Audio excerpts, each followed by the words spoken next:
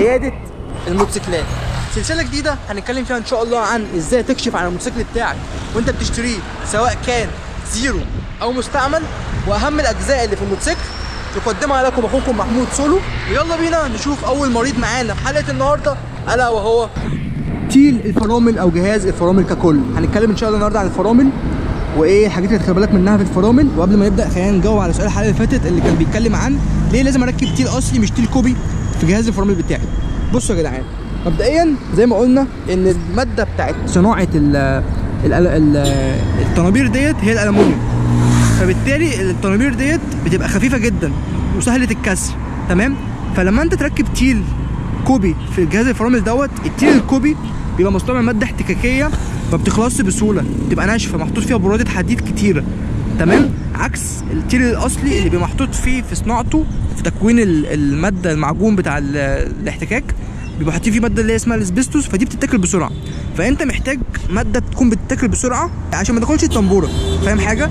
فانت لو حطيت تيل كوبي يا فرحتي بيعيش معاك، بس بياكل لك الطنبوره ديت، ودي اغلى من التيل، تمام؟ ولما بتحط تيل اصلي بيتاكل بسرعه، تمام؟ فحاجه ممكن تبقى وحشه بالنسبه لك، بس مش هياكل لك الطنبوره ديت، هتفضل دي عايشه معاك مده اطول.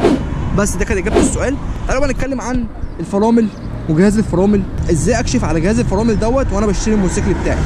ابص على الخراطيم ديت بتاعت الجهاز، بتاكد ان هي مش بتتسرب او ما فيش منها تسييل او ما كانش فيه تسييل قبل كده مبقع في اللون بتاع الجهاز، فاهم ازاي؟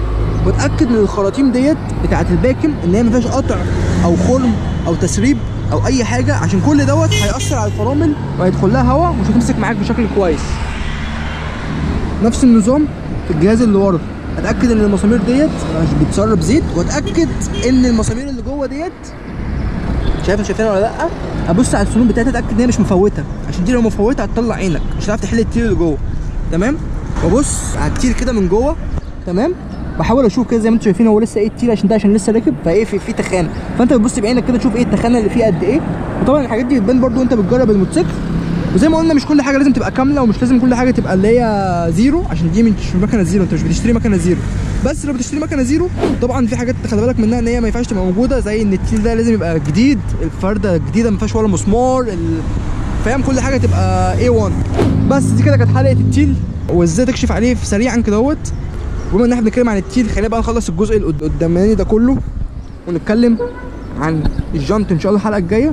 وسؤال الحلقه الجايه عن الجنط، تفتكروا ليه او ايه الفرق بين الجنط الالومنيوم اللي هو دوت وبين الجنط السلوك الحديد اللي بيبقى في الموتوسيكلات النحله والموتوسيكلات بتاعه الاوف رود والكلام دوت؟ اللي عارف يكتب لي تحت في الكومنتات، ولو مش عارف هنجاوب ان شاء الله عنه الحلقه الجايه. وبس كده، ما تنساش يا صاحبي تعمل لي فولو عشان نشوف كل جديد، وما تنساش ان الرجوع المختص شيء لابد منه عشان تبقى ضامن ان انت بتحط فلوسك في البايك الصح. ودي كانت حلقه النهارده من عياده الموتوسيكلات.